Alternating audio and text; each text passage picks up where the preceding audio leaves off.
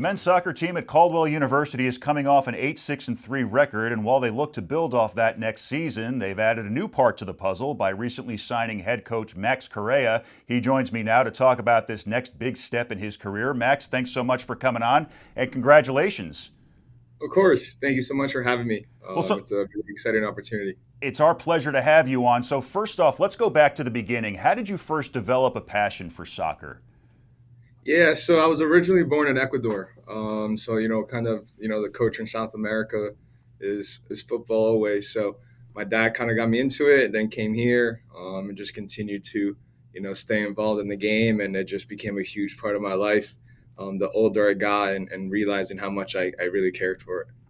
Now, who were some of your inspirations growing up? Did you have any professional athletes or role models in your childhood that you looked up to? Yeah, so the first player I really liked was Ronaldinho, but then obviously Messi is my favorite. Then once I started getting into the coaching aspect, I started, looking at some coaches that I really liked and enjoyed, and kind of just blended together. Now, you graduated Drew University in 2018 and you headed south to the College of Charleston in South Carolina, where you served as an assistant coach. Can you talk about your time there and the experience you gained as a coach? Yeah, I'm very thankful for College of Charleston. My former boss there gave me an opportunity of a lifetime, and I went there when I was 24.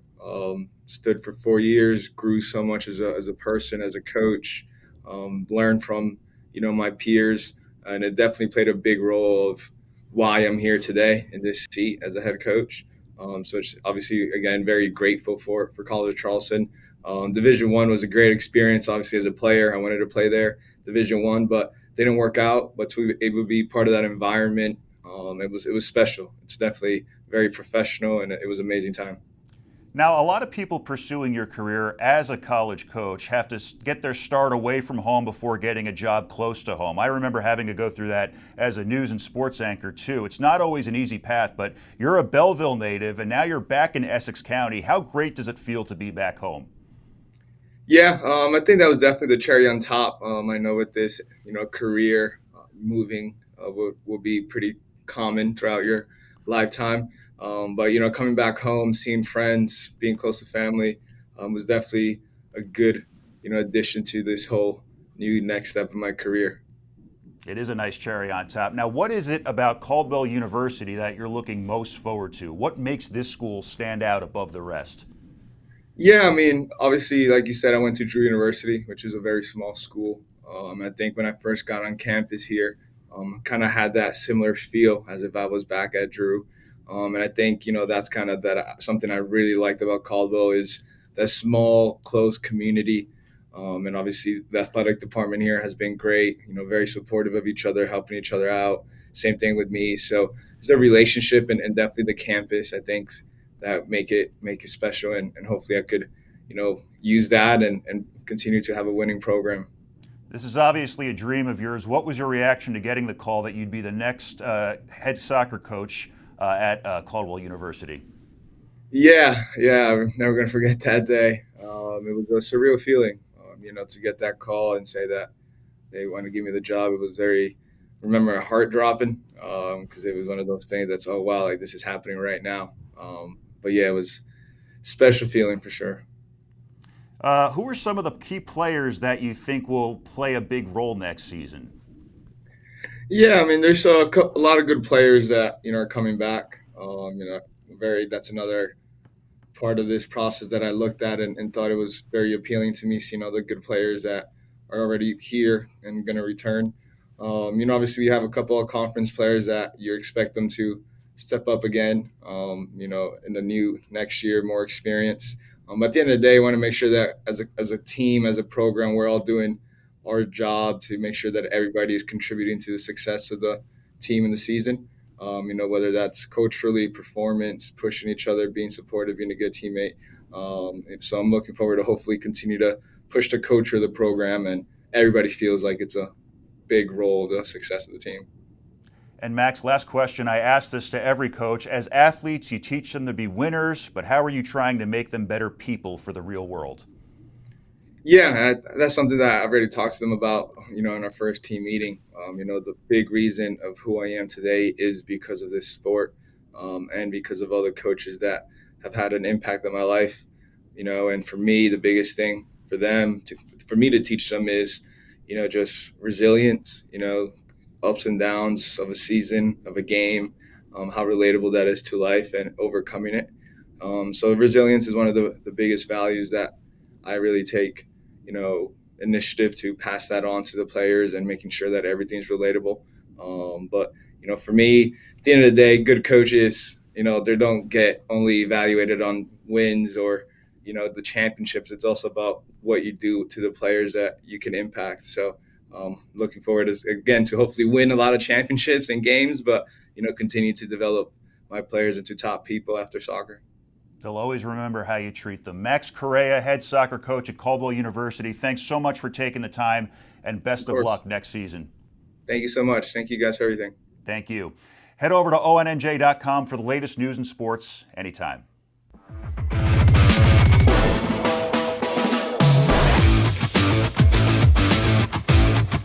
The New York Sirens hockey team is enjoying its second year in the Professional Women's Hockey League and its first year at Prudential Center. Joining me now is our very own Avery Mendillo, who covers hockey for ONNJ Sports and even has her own show, Put the Game On. Great name for a show. Avery, welcome to this show. Great to have you on.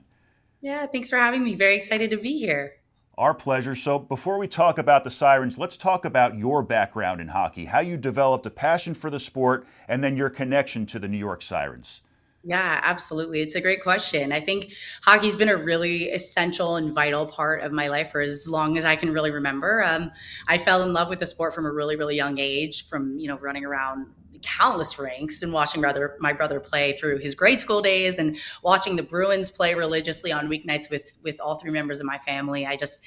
It's been a really, really vital part of my life. So I never played super competitively. I was always just one in attendance at my brother's games or at my high school boys and girls games, just solely because I really like to watch the sport and because I liked being at the rink and I loved the hockey culture and the environment. So, but I think as women's hockey has really gained some traction and momentum, especially with the start and the official launch of the PWHL last year, my love for the game has really grown so much more than I ever could have imagined possible. So my platform, Put the Game On, came into fruition just about a year ago, which is crazy, after I attended the annual Women in Sports panel at EBS Arena.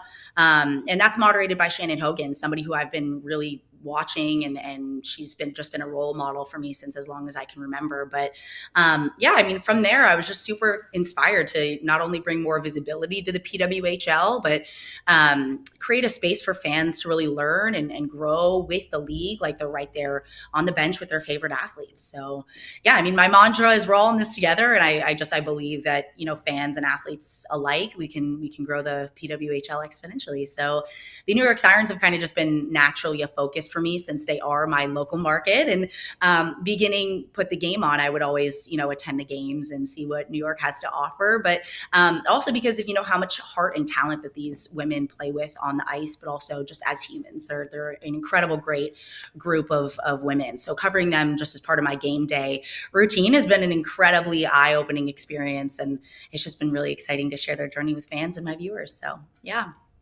Let's talk about some of those players, and we'll start with Alexi Guay, I hope I'm saying that right, who was recently acquired as a reserve player by the Sirens. What can she bring to the team down the road? Yeah, absolutely. I mean, I think it's a great question. I think Alexi's going to be a really, really strong addition for New York on their reserve player list. So, just getting to know her background and what she brings to the table as a defender. She, brings a lot of poise and a lot of skill to the blue line. And I really think her puck movement is going to be an asset for this team. I think she's recorded somewhere around 4 goals and 8 assists with Moto, which is amazing. So I think it's a really smart pickup for the New York Sirens, as they're trying to build this well-rounded, very competitive roster. But New York's GM Pascal Daoust also mentioned that, coming out of her Clarkson University run and having the opportunity to play alongside some other of her teammates that are also on the New York Sirens team that have also come out of Clarkson University. I think Alexi has just, really been maximizing her development and taking on significant responsibilities in her first pro year in Sweden, which is really, really cool. So, I think the Sirens now have the opportunity to just work with her and assess her progress and help her continue her development as a member of the team. So I'm really looking forward to seeing what kind of impact Alexi makes. And I also want to talk about a couple of players who kind of been the standouts this year. One is Sarah Fillier, who was acquired in the offseason. I remember how big of a deal that was. The other is Jessica Eldridge. What has their presence and talent meant for the team in their second season? Yeah, absolutely. I mean, I say this all the time. I really think Sarah Fillier and Jessie Eldridge are two of my absolute favorite players to watch in this league. I mean, this league is just filled with such incredible talent, but they're such standouts just because, they're absolutely critical to the Sirens' success. They play so dynamically that your eyes are really just drawn to them every shift that they take. So, I think when you're looking at Sarah Fillier, who's been just an absolute, bombshell rookie, she's just awesome. She's been so consistent in her game and just in the way that she plays from start to finish. And, she just fits in really well with this New York team as well in its totality. So I think we've seen the pretty goals and we've seen the empty netters, which is just one example, of the ways that she's capable of really executing to support her team goals wise. But, she's now on a 5-game goal streak after last night's takeover tour win in Detroit. And she leads the league in points with a total of 25, which is awesome because she's 1 point in front of Boston's captain, Hillary Knight of the Boston Fleet. So, and Knight has been on fire this month. So safe to say she's on track to becoming Rookie of the Year, a really, dependent player for the New York Sirens to look to where leadership is concerned, where, getting the team going is concerned. So she's definitely a fun watch. But, Jessie Eldridge is also a total force on the ice for the Sirens. I mean, again, she's one of my favorite players to watch. I mean, I can never really take my eyes off of her on the ice. She brings leadership. She brings physicality. She's got a knack for stepping up where it really counts in these big games. She's got 8 goals this season and really plays with just a lot of passion, and you can really see it in the energy that she brings from game to game, from what she brings to the table. So I've been lucky enough to be able to sit in on some press conferences as well for the New York Sirens. And Jessie, she's got this way of staying really optimistic about the group. And even after a 9-game losing streak, which is the longest in the league, unfortunately, I mean, it really is clear from Jessie's perspective that she's confident in her team and, what they have, to offer the league. So she's a really great asset to the team. I think if New York is looking to get back into this playoff picture, it's going to be really heavily led by players like these two to just keep making an impact game after game. And I think overall, both these athletes are just really versatile. So, always finding a way to be difference makers in the important moments for sure. And speaking of leaders, head coach Greg Fargo is in his first year with the team. I know you got to speak with him back in September. Talk about the job he's done this year and the relationship he has with the players. Yeah, absolutely. I mean, Coach Fargo, I had just the opportunity and the absolute pleasure of getting to know more about him as a person and as a coach last September. So, I think what really truly stood out to me about the conversation that I had with him was the way that he really just truly cares about the league and its success, which is something that is very important, especially with a league growing as quickly as it is. So when I interviewed him back in September, I was, still a beginner to the PWHL and the New York Sirens.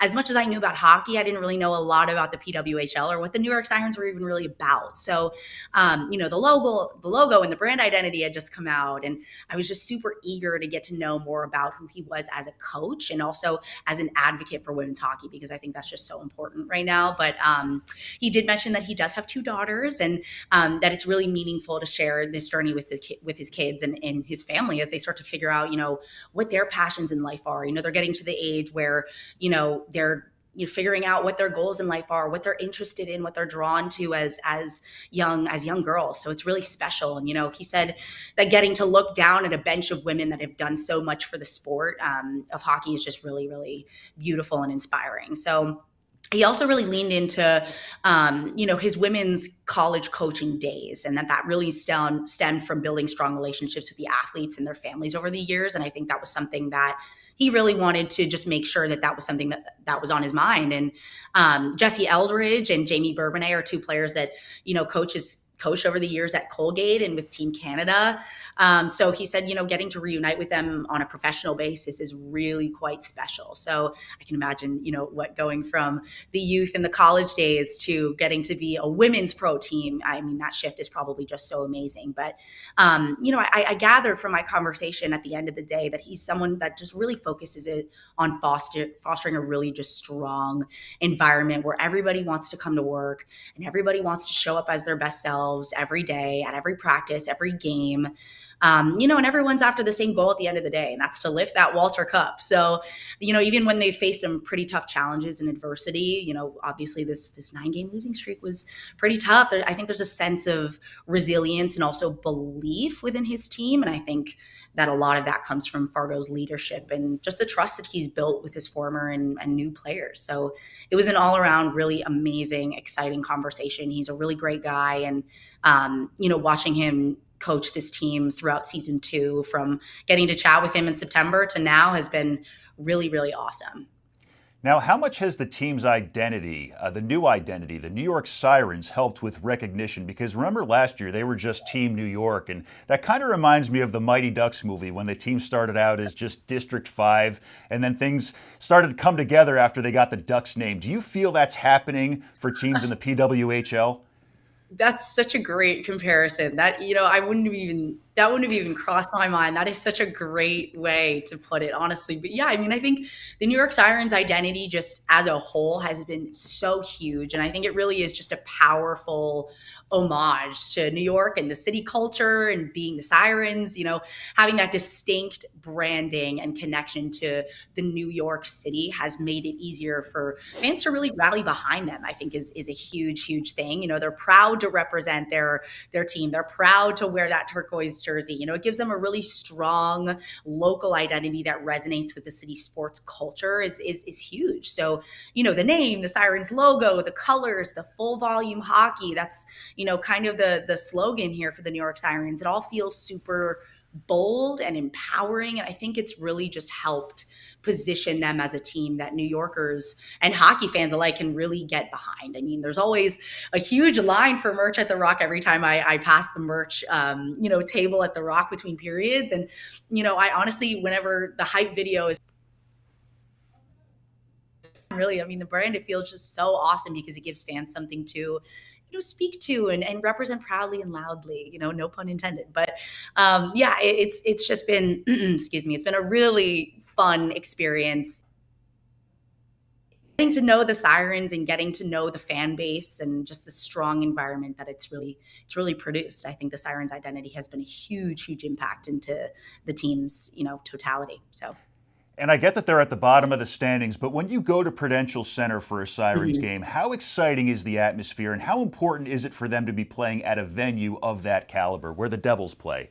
Yeah. Hey, a lot of hockey to play, only in 6th place. There's tons of points to rack up. There's tons of, I wouldn't say there's tons of time, but, there's points on the table and anything can happen. It's any team's playoff. So, the atmosphere at the Prudential Center is pretty great. I think the first thought that people might have is that, well, they're the New York team, but they play in New Jersey. How does that really work? I think it's just, it's the way that it kind of unraveled. I think the Sirens have definitely built a strong community and a fan base. So I'm not really sure I think the Rock does a really great job of being that home base for them. Right. So I think from fans sharing friendship bracelets to the athletes interacting with the fans during warmups, the identity of New York and the New York Sirens is totally tangible at the Rock. They've coined that wee woo term that fans chant during the game, wee woo replicating a siren, during goals, it's just an atmosphere that's made a real big impact on a lot of people. So, it's a comfortable environment as well where anyone and everyone, seriously, everybody is not only welcomed, but also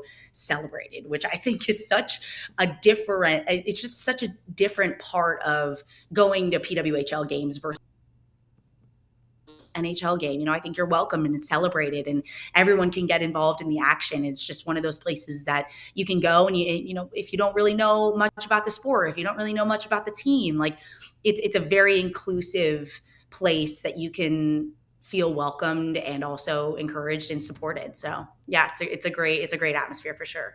And Avery, final question. The Professional Women's Hockey League is in its second season. Do you feel the league has grown since its first year? Oh, absolutely. Absolutely. I love this question because I mean, yeah, we are only in a year and a half of the league, but I think the momentum for the PWHL from week to week and game to game is just absolutely tangible is my word of the day. And there's really no denying that there's a huge PWHL audience and a fan base that's just absolutely dying to cheer on women's hockey. I mean, the league just welcomed their millionth fan last night, which is insane. The Detroit, game, the Detroit Takeover Tour game broke the U.S. attendance record. They welcomed 1 million fans since the start of the league. And Amy Shear, who's the PWHL Senior VP of Business Operations, she was at the game last night and she said that this league's growth is just successful beyond her wildest dreams, and that a sold out crowd at Little Caesars Arena is a pinch me moment that she, along with the athletes, just have had the opportunity to experience, and it's a really, really incredible thing to witness. I mean, I get chills pretty much talking about this whole thing all the time. It's growing at a rapid pace, and I think that's also the millionth fan is just the tip of the iceberg where accomplishments are concerned for this league, right? So the PWHL has expanded its reach, media coverage is increasing, more people are paying attention to women's hockey than ever before, and Detroit is a huge market for potential expansion. We know the PWHL is 100% going to expand next year. So it's really exciting, to be a part of this historic time for the sport and for women in sports in general, and to just watch the league continue to carve out its space in the professional sports world is just absolutely incredible. So Avery Mendillo, hockey expert, can't thank you enough for coming on today. Keep up the great work.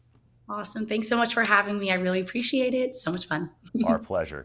Head over to ONNJ.com for the latest news and sports anytime.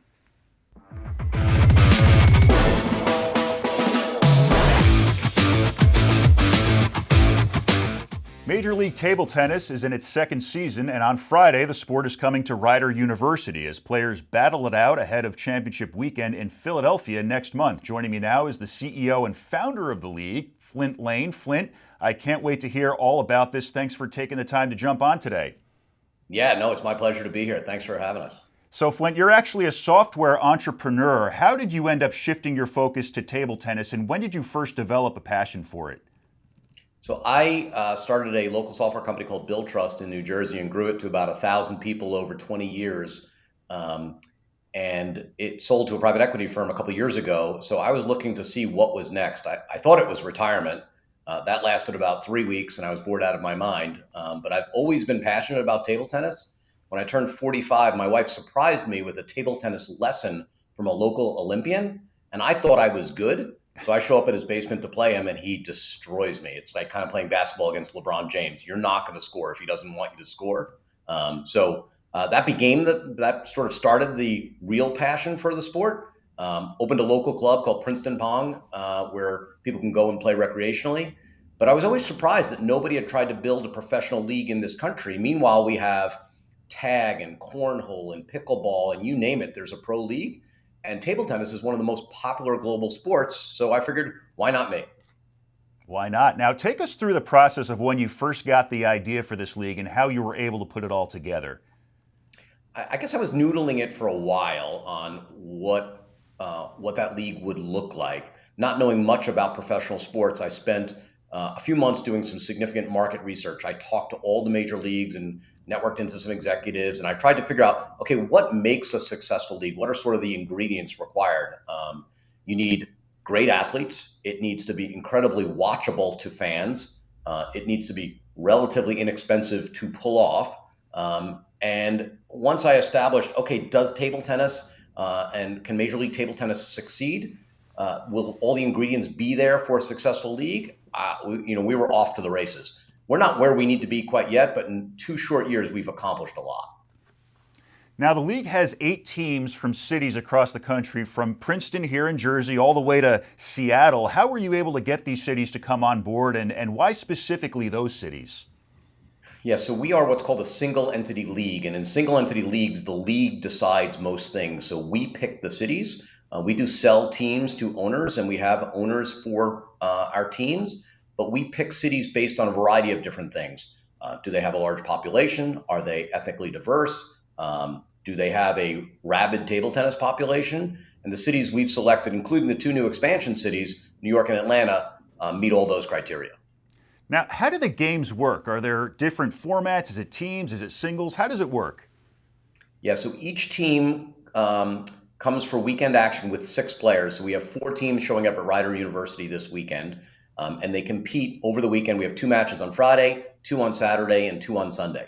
Each of the team matches, let's say Chicago is playing Princeton, is a combination of singles, doubles, and a golden game. We have 4 singles matches of 3 games, 1 doubles match of 3 games, and then we finish with something called the golden game, where each of the player rotates in every 4 points. It's a race to 21, and the golden game decides most of the match outcomes, and it's incredibly pressure-filled. I kind of stole the idea from Ryder Cup, where the golfers do the step-aside format, where the pressure is super high because they're relying on their partner to do well. And the golden game is really what makes this a fun team competition. Now, the league has internationally ranked players. You have Olympians in the league. Who are some of the standouts this year, or are they all standouts? Well, America's sweetheart is Lily Zhang. She's from California. She's been in the Olympics 4 times, was in Paris, had the viral moment with Steph Curry and Anthony Edwards from the Minnesota Timberwolves, where Anthony Edwards thought he could score a point against her. So we have the entire USA women's Olympic team is in our league. We have the number 1 player from England, Liam Pitchford, the number 1 player from Spain, Mark Duran. We have players from Nigeria, from South America, from Cuba. I think we have 30 different countries represented in our league, and of course, many Americans. Each of our teams is required to have 3 Americans, so we have a great sampling of athletes both from the country and abroad. Talk about the event coming up this weekend at Rider University. What can we expect there? So we have this wonderful fan zone where fans can play on tables, play against a robot, play against on mini tables, and that is fun for the family to participate in. So we get lots of kids out to these events. And then the matches start at 4 p.m. on Friday and 7 p.m. on Friday, 4 and 7 on Saturday, and then 11 and 2 on Sunday. And each of those matches takes roughly 2 hours, and it's quick, it's fast paced. We have a shot clock to keep things moving. We have shortened the length of the average timeout in the sport. So we know when fans come out, they want to see action. They don't want to see standing around. And when we do our exit surveys on our fans, everybody's like, oh my goodness, I didn't realize how fast these players move. Or, oh my goodness, man, they've hit the ball hard. Or look how far away from the table when they're bombing away. So, the fans really love it. One of our challenges is getting people there for the first time because nobody knows about professional table tennis as a sport in this country. But once they come, we generally hook them. Now, the league, I believe, is in its 2nd season. Do you feel that it's grown from last year to this year? Oh, it's not even close. Yeah, so we've doubled attendance figures. We've, I think, quadrupled online viewing. And again, this is from a cold start. We've accomplished more in 2 years than virtually any other professional sport. We now have a national television contract with CBS Sports, so they're airing our matches every week. We've been on ESPN a couple times. So for the first 2 years, we're very happy. If this was 5 years from now, I'd be like, man, we should have made more progress. But for our first 2 years, we're thrilled. And we have the saying at Major League Table Tennis, brick by brick. As long as we're continuing to make progress, we're very happy.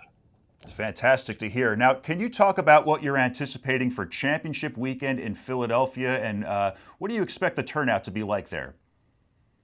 Yeah, so big weekend this weekend. We have 2 teams that have already qualified for the playoffs, the Bay Area Blasters as well as the Carolina Gold Rush, both who went to the playoffs last year. Princeton Revolution is in 3rd place in the East Division and needs to catch Chicago if they want to make the playoffs. So 2 teams from the East and 2 teams from the West will qualify for the playoffs.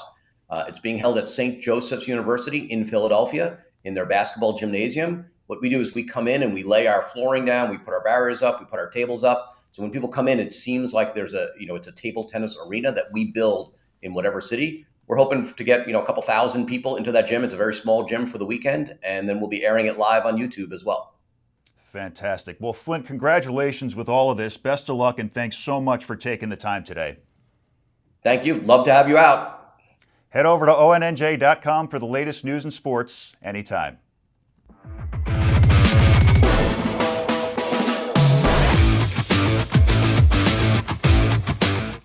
And now some of the top highlights from Kean University that you might have missed. On Friday night, men's volleyball defeated Drew University in a 5-set thriller. Star Chris Mitchell played one of his best games, tallying a season-high 24 kills. Mitchell's kill in the final set earned Kean their 10th win on the year. Seniors Anton Updale and Nick Thorne helped lead the way for men's lacrosse in their 14-8 victory over United States Merchant Marine Academy. While Updale and Thorne each accounted for 4 goals, the electric Dylan Johnson provided a huge spark as well, scoring 2 goals in under 10 seconds during the third period. In the fourth, it was Thorne who took over, scoring 3 of his 4 goals in only 5 minutes. The win improved the team's record to 7-1. Men's volleyball was back in action on Saturday night, winning in straight sets against Wilkes University. Junior Aiden Flynn was the star this go-around, leading with 11 kills. It was the 6th game this season that Flynn has had at least 10 kills, as Kean improved their record to 11-8. And baseball was a force to be reckoned with during their statement 24-0 win against Centenary University. Tyler Stone led the way with 4 RBIs while tallying 3 of Kean's 24 hits on the afternoon. Head over to ONNJ.com for the latest news and sports anytime.